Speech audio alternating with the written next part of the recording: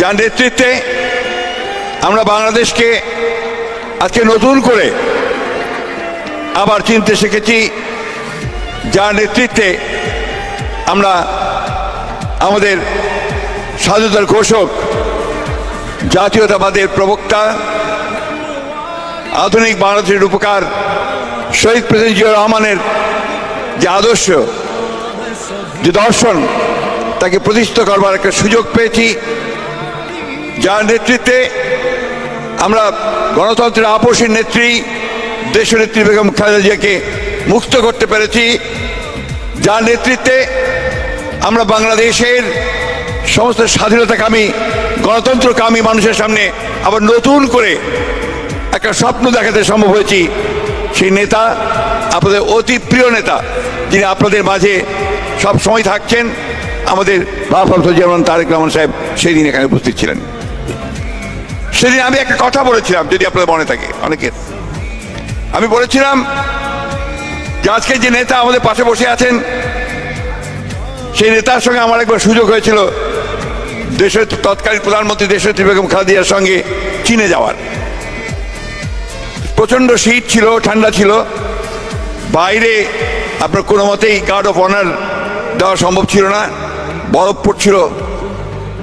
Great হল, চীনের যে গ্রেট হল, সেই গ্রেট হলে তাকে সেই গার্ড অফ অনারের ব্যবস্থা করা হয়েছিল। চীনের প্রধানমন্ত্রী এসেছিলেন। গার্ড অফ অনার শেষ হওয়ার পরে যখন তিনি তার এন্টোরেজের দেশনেত্রী বেগম খালেদা জিয়া, তার সঙ্গে যারা সফল সদস্য ছিলেন, যার পরিচয় করিয়ে দিচ্ছিলেন, আমার পাশে ছিলেন আমানুল্লাহ আমান, তার পাশেই ছিলেন আমাদের নেতা, আমাদের স্বপ্ন তারেক রহমান। তার সামনে এসে যখন তিনি পরিচয় করিয়ে দিলেন, হি ইজ মাই সান তারেক রহমান, চীনের প্রধানমন্ত্রী তার দুহাত বাড়িয়ে তারেক রহমান হাত ধরে বললেন, carry the flag of your father and mother. আমার এখনো কানে সেই কথাটি বাজে, আমি এখানে বলেছিলাম।